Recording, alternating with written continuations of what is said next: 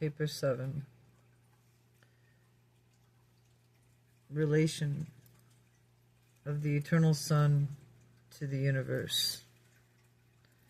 URANTIA. Original 2097 pages.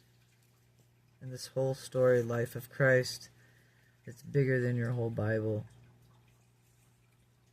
contained within as well. The library of Alexandria never wanted anyone to know about the truth, and the Knights of Templar burnt down the Library of Alexandria and stole all the books, and there's about 11 miles to 12 underneath the St. Peter's Basilica. So we all know this. Alright? I will keep on telling you guys that because knowledge is important, and what was burned and what has been stolen and that is still there underneath the Vatican, you would be amazed by. Okay, paper 7, relation to the eternal Son to the universe. The original Son is concerned with the execution of the spiritual aspects of the Father's eternal purpose, and it progressively unfolds in the phenomena of the evolving universe and their manifolds groups of beings. We do not fully comprehend this eternal plan, but the Paradise Son undoubtedly does. The Son is like the Father in that he seeks to bestow everything possible upon himself and co-coordinative sons upon the subordinate sons, and the Son shares the Father's self-distributive nature, and it is unstinted of bestowal of the infinite Spirit and their conjoint executive. As the upholder of spiritual realities, the second source and center is the eternal counterpoise of the Isle of Paradise, and is so magnificently upholds all things in the material realm. Thus for is the first source and center forever revealed in the material beauty of the exquisite patterns of the Isle of Paradise, and in the spiritual values of the supernal personality of the eternal Son. The eternal Son is not the actual upholder of the vast creations of the realities of light and spiritual beings, but the spiritual world is the habit and the personal conduct of the Son, and the impersonal realities of spirit nature, and are always responsive to the will and purpose of the perfect personality of the Absolute Son. The Son is not, however, personally responsible for the conduct of all will's personalities. The will of the personal creature is relative to the free will, hence, that determines the actions of such volatile beings. Therefore, the free will being world is not always a representative of the characteristics of the eternal Son. Oh, I can definitely say that. A lot of people are doing what Jesus would not do, so that's why you pray for the Father's will to be done, again, as I said before. As the nature of URANTIA is not truly revelatory of the perfection and immutably of Paradise deity, but no matter what the characterize of the free will action, man or angel, the Son's eternal grasp of the universal gravity control of all spirit realities continues as absolute. Number 1, at paper 7, the spirit gravity circuit. Everything taught concerning the immanence of God, his omnipotence, his omnipresence, and his omniscience is true of the Son in the spiritual dominions, the pure and universal spirit gravity of all creations. And this exclusively spiritual circuit leads back to the person of the second source and center to paradise. He presides over the control and operation that ever-present and erring spiritual grasp, that is unerring, means no mistakes, spiritual grasp of all true values that does eternally express absolute spiritual sovereignty. He literally upholds all spiritual realities and all spiritualized values, as it were, in the hollow of his hand. The control of the universal gravity is universal spiritual sovereignty. This gravity control of spiritual things operates independently of time, space, and there is spiritual energy of undiminished transmission. Spirit gravity never suffers time delays, and it never does undergo super demunionization and deminutization. I guess that means to take away minutes in the time of space. It does not decrease in accordance with the square of this distance of its transmission. The circuits of pure spirit power are not retarded by the mass of material creation, and thus transcendence of time, space, and pure spirit energies is inherent in the absoluteness of the sun, and it is not due to the interposition of the anti-gravity forces of the third source and center.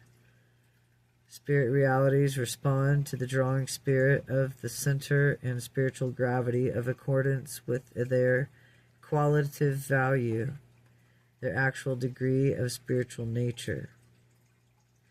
Spirit substance quality is just as responsive to spirit gravity as the organized energy of physical matter quantity is responsive to the physical matter.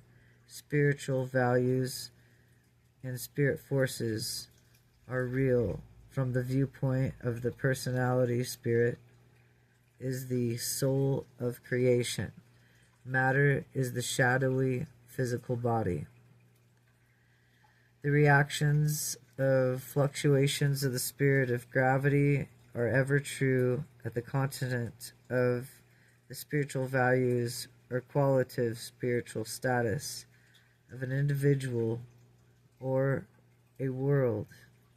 The drawing power is instantly responsive to the inner and inter-spirit values.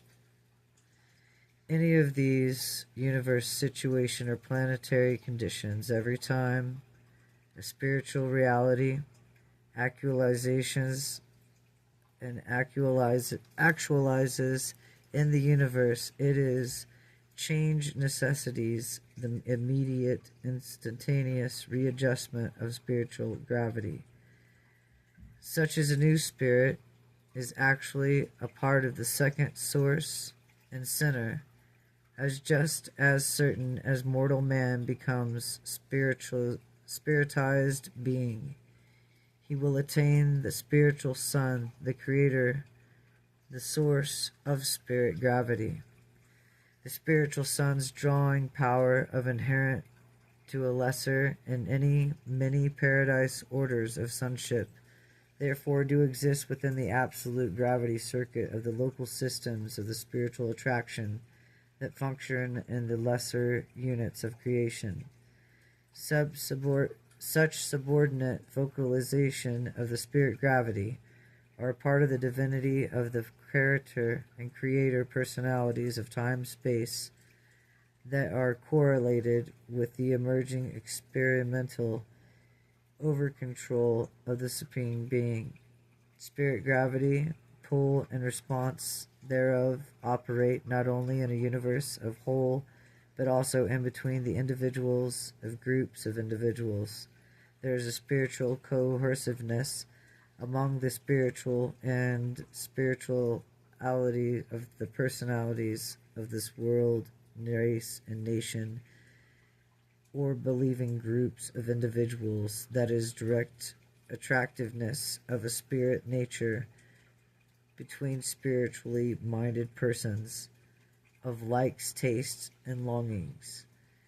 The third, the term kindred spirits is not wholly a figure of speech.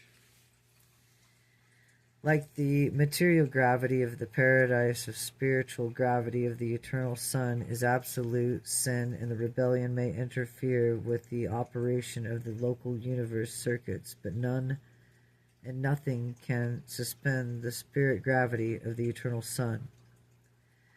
The Lucifer rebellion produced many changes in your system of inhabited worlds and on URANTIA, but we do not observe that the resultant spiritual quarantine of your plane in the least affected the presence and function of either the omnipresent spirit or eternal Son of the associated spirit circuit of gravity.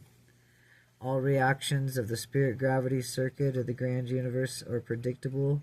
We recognize all categories and recognizations of the omnipresent spirit and the eternal Son and find them to be dependable.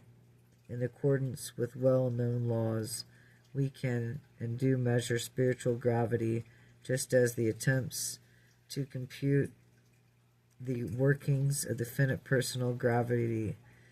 This is an unvarying response of the Son's spirit to all spiritual beings, and the persons of this response is always in the accordance with the degree of actuality, the qualitative degree of reality of all such spiritual values.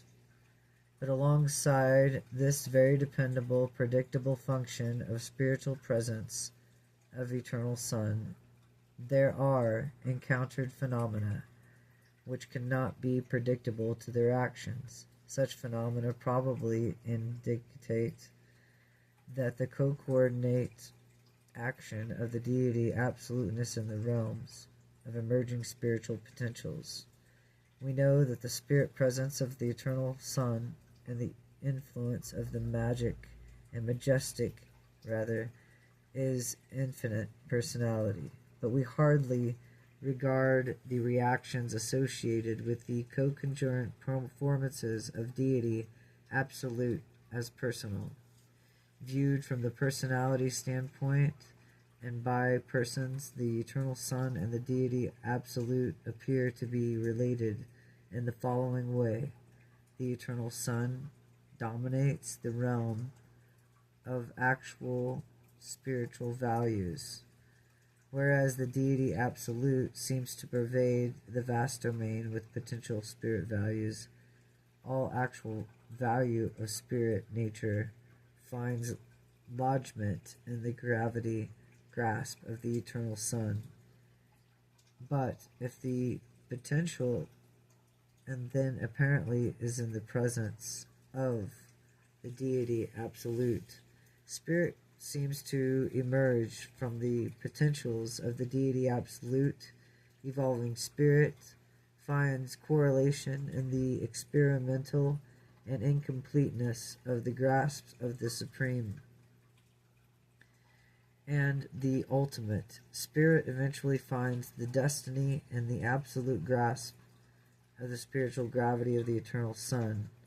This appears to be the cycle of experiential spirit, but existential spirit inherent in the infinity of the second source and center.